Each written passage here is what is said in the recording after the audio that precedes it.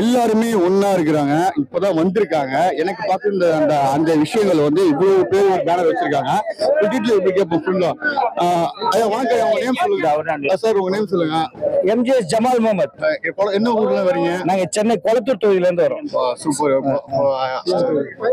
தளபதி பேச போறாங்க, பீச்சு கேட்க வந்திருக்கீங்க. எப்படி எக்ஸ்பெக்ட் பண்றீங்க சொல்லுங்க. எப்படி எதிர்பார்க்கறீங்க? இது தேர்தலுக்கு உண்டான மாநாடு, இது சிறப்பா இருக்கும் எதிர்பார்த்து வந்திருக்கோம். ஓகே, இந்த அண்ணா எம்ஜிஆர் இருக்கிறாங்கல்ல, அவங்க மரியாதைக்குரிய விஜய் செஞ்சிருக்காங்க. அதை பத்தி நீங்க பார்த்த உடனே உங்களுக்கு ஒரு தோணுமே, அதை சொல்லுங்க. அண்ணாதுரை அவர் ஐயாவும் வந்து நாட்டினுடைய முதலமைச்சர் அந்த மக்களுக்கு பணியாற்றினாரு. அவருடைய வாரிசு எதுவும் அரசியல் கூட்டு வரல. புரட்சி தலைவர் எம்ஜிஆரும் வந்து நாட்டுக்காண்டி பணியாற்றி அவருடைய சொந்த சொத்தெல்லாம் வந்து மக்களுக்காண்டி எழுதி அவங்களுடைய வாரிசும் அரசியலுக்கு வரல. அதனால வந்து இந்த தலைவர்கள் எங்ககிட்ட வாரிசு அரசியல் இல்லைன்றதுக்கு ஒரு எதிர்காட்டா இருக்கலாம்.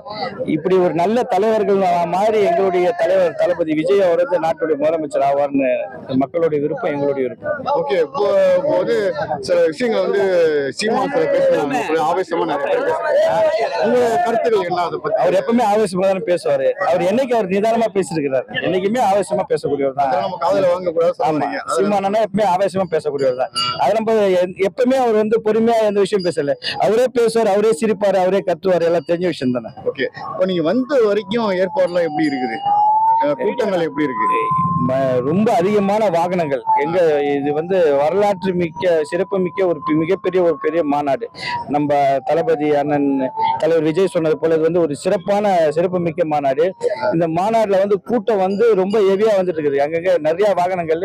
ஆனா காவல்துறை தான் இந்த கூட்டத்தை வந்து டைவர்ட் பண்ணிட்டு இருக்கிறாங்க. அங்கங்க வண்டிகளை நிப்பாட்டி நம்பர் இருக்குதா, டிரைவருடைய இது இருக்குதா, பாஸ் இருக்குதான்னு சொல்லி கேட்டு டைவர்ட் பண்ணி ஒரு சில வண்டிகள்லாம் டைவர்ட் பண்ணி விட்டுட்டு இருக்கிறாங்க. நடந்து வந்தீங்களா? ஸ்பாட் இங்கே வந்துட்டீங்களா சார்? நாங்க நடந்த வந்து ஃபுல் டிராபிக் வண்டி வாகனங்கள். சரி, இங்க வந்து இன்னொரு கேள்வி வந்து இப்போ யார்ட்டையும் கேட்காத நிறைய பேர் சொன்னாங்க, இப்போ டவர்ஸ் வந்து எங்கேயுமே கிடைக்கல சார். இப்போ வந்து ஆம்புலன்ஸ்லாம் சர்வீஸ் சூப்பரா பண்ணிட்டு இருக்காங்க, நீட்டா வாட்டர் ஹீட்டர் எல்லாம் பண்ணிட்டு இருக்காங்க. அந்த டவர் இல்லாதனால இப்போ நீங்களே மிஸ் ஆயிட்டீங்கன்னு வச்சுக்கலாம். சப்போஸ் வந்து கான்டாக்ட் பண்ற எல்லாமே இங்க இருக்குது, அது வந்து இங்க கிடைக்காதா இல்ல இந்த ப்ரோக்ராம் காண்டி பண்ணிருக்காங்களா? ப்ரோக்ராம் காண்டி தான் சார் அது தெரிஞ்சுக்காது. இப்போ திமுக மாநாடு இருந்தா அந்த மாதிரி உங்களுக்கு டவர் இல்ல பண்ண முடியுமா உங்களால? அண்ணா திமுக மாநாடு இது வந்து தாவேக்காக வளருது. பெரிய ஒரு இன்னைக்கு வந்து ஆளுங்கட்சிக்கே ஒரு பெரிய சிம்ம சுப்பரமா இருக்கிறது நம்ம தளபதி விஜய். அவர் தான் சிம்ம சுப்பரமா இருக்கிறாங்க. அவங்க தான் இன்னைக்கு வந்து எல்லாத்துக்குமே இந்த ஆட்சிக்கும் ஒரு பெரிய சிம்ம சுப்பனமா இருக்கிறாங்க. அதனால வந்து இந்த தாவக்காவுடைய கூட்டத்தை தொண்டர்களை வந்து கலைக்கிறதுக்காண்டி அவங்க செய்யறாங்க. அதெல்லாம் வந்து எந்த அளவுக்கும் நடைபெறாது.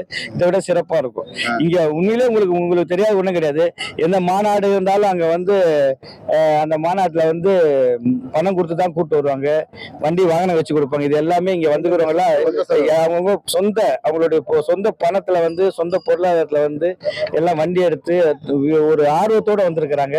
இந்த ஆர்வம் கண்டிப்பா வந்து ஒரு வெற்றி தரும். இந்த வெற்றி எதுக்காக வேண்டி வந்திருக்காங்கன்னா, இந்த நாட்டை வந்து நம்ம தளபதி ஆளணும், எல்லா மக்களுக்கும் எல்லாம் கிடைக்கணும், எல்லா மக்களுக்கும் எல்லா உயிரினங்களுக்கும் கிடைக்கணுன்ற ஒரு உரிய நோக்கத்தை வந்து தளபதி பண்றாங்க. இப்ப தளபதி நினைச்சிருந்தா இப்படி சினி ஃபீல்ட்லயே போயிருக்கலாம். மக்களுக்கு சர்வீஸ் பண்ணணும்னு வந்துக்கிறாங்க. அவங்க கூட இந்த கோஆபரேட் பண்ணி இந்த வாட்டி எல்லாம் நீங்க நம்ம மத்தவங்க நினைக்கிற மாதிரிலாம் இருக்காது. 10% 20% ஓட்டலாம் இருக்காது. நேரடியா ஆட்சி அரங்கில தளபதி விஜய் அவர் வந்து உட்கார்ந்துருவார். சூப்பர் சார், நிறைய விஷயம் பேசுனீங்க. சிஎம் ஆன பிறகு நம்ம அடுத்த படியில உங்களை சென்னையில சந்திக்கிறேன். நிச்சயமா சார். Thank you so much. நான் வந்து ஜமால் முகமது. நான் ஏற்கனவே நான் பகுஜன் சமாஜ் கட்சியில வட சென்னை மாவட்ட பொதுச் செயலாளர் பணியாற்றுகிறேன். 2021 தேர்தலில் முதலமைச்சர் ஸ்டாலினை ஏற்று நான் கொளத்தூர் தொகுதியில் போட்டி இருந்திருக்கிறேன். இப்போ கடந்த மாசம் தான் நான் வந்து வட சென்னை மாவட்ட நம்ம செயலாளர் அவரு எம்டிசி தனியா அவர் தலைமையில வந்து நாங்க எல்லாம் மாவட்ட பொறுப்பாளர் பகுஜன் சமாஜ் கட்சி, அதிமுக கட்சி மற்றும் காங்கிரஸ் கட்சி இருந்து எல்லாமே மொத்தமா ஒரு 200 பேர் இணைஞ்சு நாங்க வந்து பணியாற்றிட்டு இருக்கிறோம்.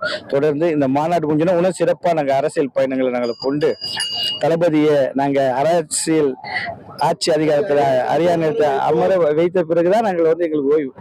வீடு தேடி குறைகளை சொல்லி நிறைவேற்றேன்னு சொல்லியிருக்காங்க. இதை பத்தி நிறைய பேசுவாங்க. என்னோட கருத்தா இருக்குது. கண்டிப்பா நீங்க வந்து உங்க ஏரியால போய் கேட்டு குறைகளை நிறைய பண்ணி கொடுங்க சார். நான் மக்களுக்கு சர்வீஸ் பண்ண சகோதரர், நான் மக்களுக்கு சர்வீஸ் பண்ணுறேன். இன்னும் அதிகமா மக்களை நேரடியாக தொடர்பு தொடர்பு கொண்டு மக்களுக்கு நான் சர்வீஸ் பண்ணி கொடுப்பேன். இப்ப தளபதி வருகையை கண்டு இப்ப அதிமுக கொஞ்சம் திமுக வந்து கொஞ்சம் ஆட்டம் கண்டு போயிரு எல்லாருக்கும் தெரிஞ்ச கதை. இப்ப இந்த முதல்வர் திட்டம் கிட்ட எல்லாம் கொண்டாடு திட்டங்களை வந்து 4.5 ஆண்டு காலமா எந்த திட்டமே பண்ணாத இந்த திமுக அரசாங்கம், திராவிட மாடல் என்று சொல்லக்கூடிய அரசாங்கம் எங்கு பார்த்தாலும் கொலை, கொள்ளை, கற்பழிப்பு, போதை போதை போதைப் பொருள்கள். ஏன்னா போதைப் பொருள் ஏன்னா இப்ப கஞ்சான்னு சொல்லிட்டாரு, அவர் சொல்ற தப்பு. ஏன்னா அரசாங்கமே டாஸ்மார்க் போதைப் பொருள் விற்கும், சாரா விற்குது. அப்போ கஞ்சா விற்கிறதுல எல்லாம் போதை வசதி தானே. அதனால வந்து இந்த அரசாங்கமே டாஸ்மார்க் அரசாங்கமா தான் இருக்குது. எங்க பார்த்தாலும் பொய்யும் போட்டுமா தான் இருக்குது. இப்ப நடுவுல சென்னையில ஒரு துப்புரவு பணியாளர்களை வந்து ரொம்ப ரொம்ப கீழ்த்தரமா ஒரு அரசாங்கத்தை அமைவதற்கு ரொம்ப அரசாங்கம் அமைவதற்கு முன்னாடி வந்து சின்ன திண்ணையா போய் அன்னைக்கு வந்து எதிர்கட்சி தலைவராக இருந்த அவர் மு க ஸ்டாலின் வந்து நான் ஆட்சி அமைச்ச உடனே இந்த துப்புரவு பணியாளர்கள் தான் பணி நியமனம் செஞ்சு பண்ணி தரேன் நான் சொல்லி சொன்னாரு, வாக்குறுதி கொடுத்தாரு. ஆனா ஒரு நாய் அடிக்கிற மாதிரி அடிச்சு அந்த மக்கள் எல்லாம் அப்புறப்படுத்தி சென்னை எப்பன்பில் மாளிகையில வந்து பண்ணியிருக்கிறாங்க. இதுக்கெல்லாம் கண்டிப்பா 2026 தேர்தலில் பதில் சொல்லி ஆகணும். பதில் சொல்ல வைப்பாங்க மக்கள்.